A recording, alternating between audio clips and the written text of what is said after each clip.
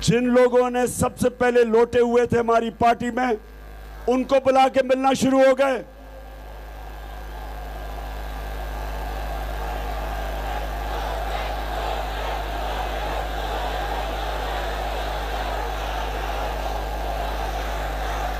बार बार इनको मिले और इनसे बैठ के अदम एतमाद की बातचीत शुरू की, अभी बहुत पहले। उसके बाद सारी कौम के सामने जो हुआ, मैं आज खास तौर पे फिर से अपने सुप्रीम कोर्ट से पूछना चाहता हूं। अदालतें खुल गई रात के 12 बजे।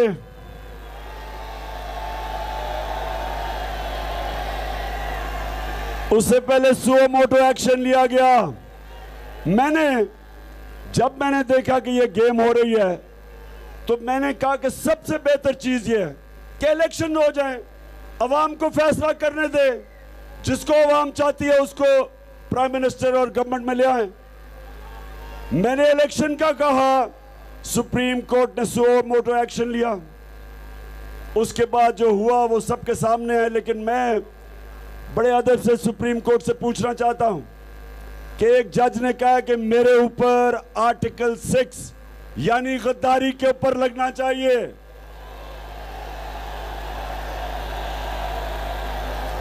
मेरे ऊपर भी, आरिफ अलवी सदर पाकिस्तान के ऊपर भी, कासिम सूरी स्पीकर के ऊपर भी और फवाद चौधरी के ऊपर भी। अच्छा, फवाद चौधरी पे लग जाए तो कोई फर्क नहीं पड़ता, लेकिन आरिफ अलवी बेचारे का क्या कसूर है? और फिर कासिम सूरी का क्या कसूर है? उसने जब मुरासला देखा और जब उसने पढ़ा कि उसके ऊपर एक अमरीकी हुक्म कर रहा है कि अपने वजीर आजम को हटाओ, और उसके बाद अदम एतमाद हो जाती है, तो उसने कहा कि मेरी ओथ कहती है कि मैं पाकिस्तान की खुददारी के अगेंस्ट और फौरन मुदाखलत इस मुल्क में हुई, मेरी ओथ कहती है मैं नहीं जाता। तो उसने तो अपनी तरफ से अपनी ओथ पे खड़ा था। मुझे सिर्फ इतराज क्या है कि सुप्रीम कोर्ट ने कहा जी इसके ऊपर इन्वेस्टिगेट नहीं हुआ। किसने इन्वेस्टिगेट करना था? हमने तो पूरी कमीशन बनाई थी इन्वेस्टिगेशन की। इस गवर्नमेंट आई, इन्होंने आतसादी खत्म कर दी। इन्होंने भी नेशनल सिक्योरिटी काउंसिल बनाई, उसमें कहा गया, नेशनल सिक्योरिटी काउंसिल में कहा गया कि मुदाखलत हुई थी और अमेरिका को डिमार्श किया गया। तो मुझे ये बताएं कि इस गवर्नमेंट का काम था कमीशन बनाना, लेकिन ये कैसे बनाते?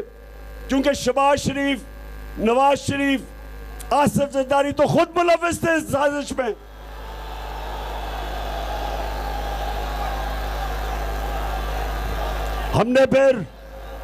हमने पैगाम दिया, स्पीकर ने सुप्रीम कोर्ट को वो मुरासला भेजा, साइफर जो लेटर था, सदर पाकिस्तान ने उनको लेटर भेजा कि इन्वेस्टिगेट करो, कमीशन बनाओ। इतना बड़ा जुल्म है मुल्क में।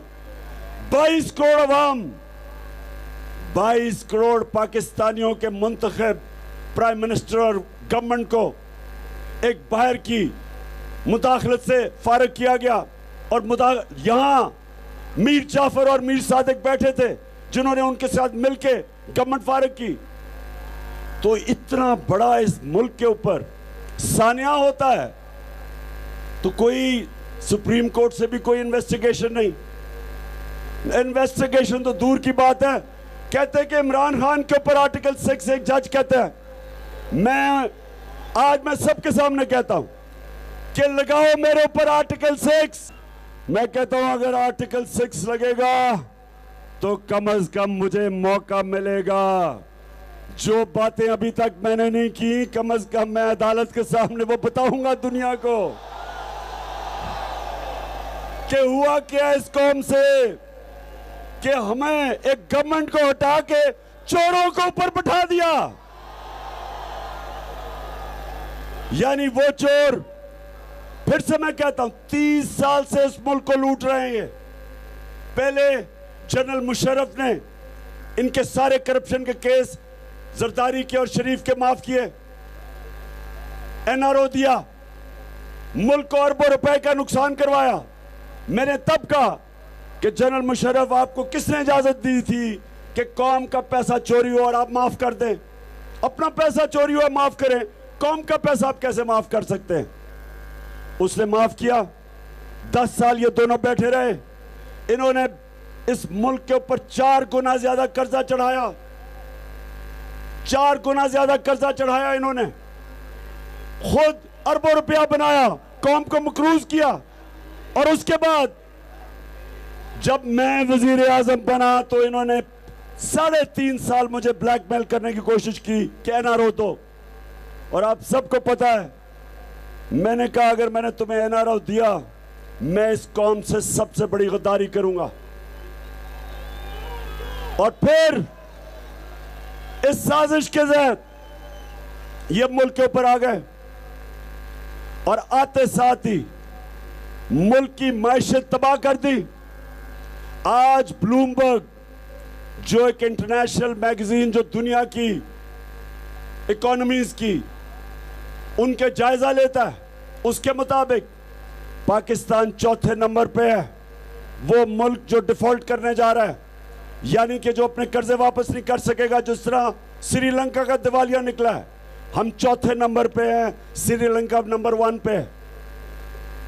और सोच लें कि वो मुल्क 3 महीने पहले जो तरक्की कर रहा था, रिजर्व्स बढ़ रहे थे, इकोनॉमी स्टेबल थी, हर तरह मुल्क की इकोनॉमिक इंडिकेटर्स ऊपर सस्टेनेबल ग्रोथ पे जा रहे थे, वो 3 महीने के बाद आज 4थे नंबर पे है जो डिफॉल्ट करने जा रहा है। कौन है जिम्मेदार इसका? कौन है?